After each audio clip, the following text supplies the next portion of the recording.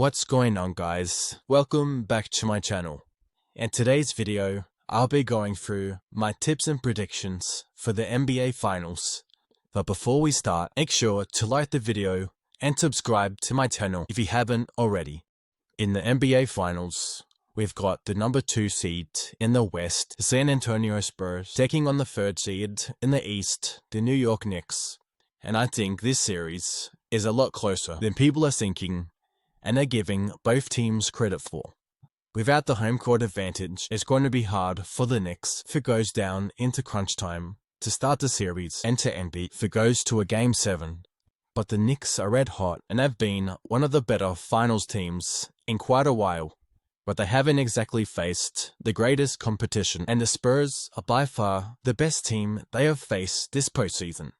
They also haven't had to play in 9 days, and I've only played 8 games in the last month, compared to the Spurs, who are coming off a brutal 7-game series against one of the most physical teams in the league. So it's a real battle of rest versus rust. But I do have the Spurs winning the championship this season in 6 games. The Knicks are red hot, but they haven't faced a defense like this in the playoffs yet. I get the Knicks won 2 of the 3 games in their regular season, including the in-season tournament, but the playoffs are a different ballgame. Jalen Brunson has not faced the defense like the Spurs' relentlessness, though he's going to need his supporting cast to be on their A-game. Stephon Castle completely locked up the best guards in the league, Shai Gilgeous-Alexander, so there's no reason why he won't do the same to Jalen Brunson. Stephon excels against a guy like Brunson. He's too big for Jalen to post up and is quick enough to meet Brunson at his spots. There is no doubt in my mind that Brunson can hit extremely tough shots, but in the NBA Finals, it's not sustainable. Other guys like Carter Bryant and Devin Vassell are also great defenders that are able to make his life really tough. Mikal Bridges was incredible in the Eastern Conference Finals, where it felt like he couldn't miss. That's also going to be tougher for him. Guys like De'Aaron Fox, Devin Vassell, Julian Champagnie, Keldon Johnson, Carter Bryant, and Dylan Harper are all way better defenders than Donovan Mitchell. So it will be interesting to see if he can continue to create for himself, but it will be a hell of a lot harder. Lucky for him, Fox, Vassell, and Harper are shorter, so he should be able to shoot over them, but when the other guys are on him, he may find it difficult. Karl-Anthony Towns should have a blinder of a series up against the smaller defenders of Julian Champagnie, Keldon Johnson, Luke Kornet, and Carter Bryant. They've been using him as a facilitator, but they're going to need him to be more aggressive scoring-wise, because everyone else is going to find it real tough to score. OG is having a stellar playoffs shooting-wise, where he's shooting 48% from 3, but his health has been a question mark all playoffs long, with his hamstring issues. But lucky for him, he's had a 10-day layover between games.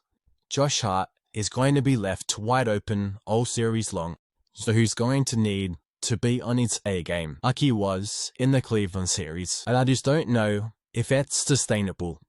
Their bench is going to need to show up like it did in the Eastern Conference Finals, especially Landry Shamet. He had a historic 4-game stretch where he shot 91% from 3, but way too many of those shots he was wide open, and he may as well not show up if he thinks he's going to get wide open shots in the finals.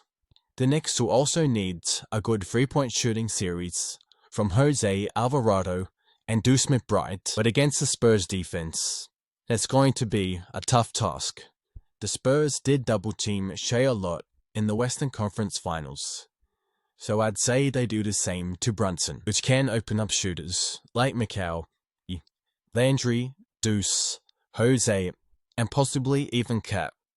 But the Knicks have a ton more shooters and threats to put the ball in the basket than the Thunder did down the stretch with the Thunder's injuries, so I'd say the double-teaming won't last long, but it could give the Knicks supporting crew even more confidence than they already had.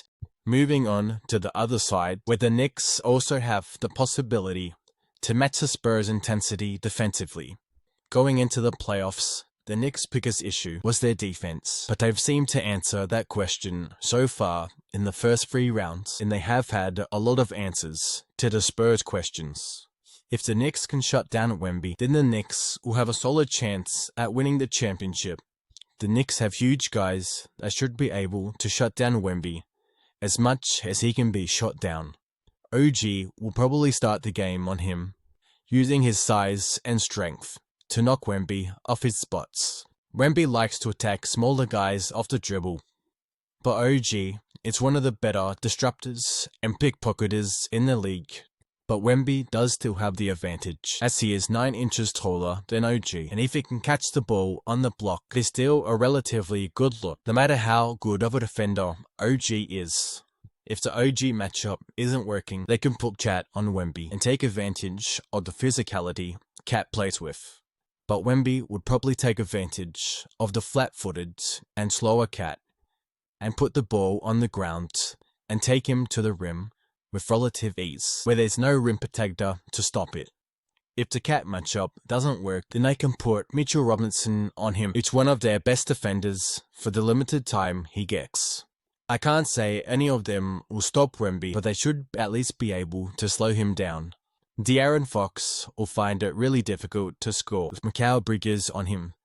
Fox still has ankle problems, so his aggressiveness will still be determined. But he did have a great game in Game 7 of the Western Conference Finals, so who knows if his ankle problems are behind him or not.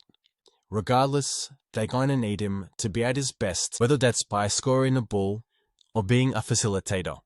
Stephon Castle was fantastic in the 3rd round up against the defense of Alex Caruso and Cason Wallace.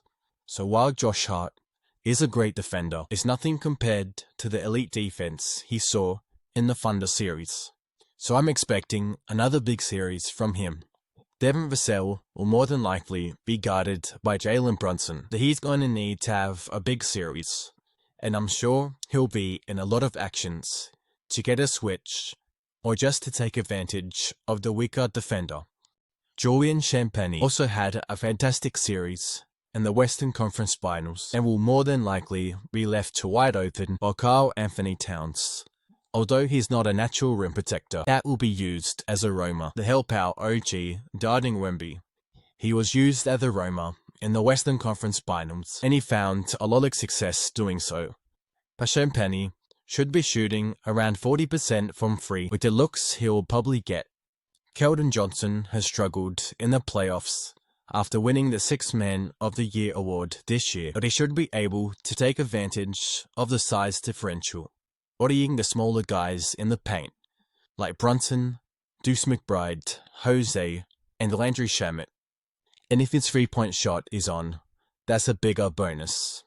I've said it all playoffs long, and I've continued to prove me wrong, but the lack of experience has to catch up to Dylan Harper at some point, right? Same goes with Carter Bryant. If Luke Kornet gives a solid 10 minutes a game, then the Spurs will be extremely happy with that. They don't need anything special from him, just to hold his own as a rim protector and a lob threat. I would not be surprised if the Knicks walk out of this series with the championship, but the Spurs are a fantastic team, and that lack of experience hasn't seemed to trouble them so far, so I have them winning this series in 6 games. That's going to end this video. Make sure to let me know who you think will win the NBA Finals and in how many games. And also, don't forget to like the video and subscribe to my channel if you haven't already. And I'll see you in the next video.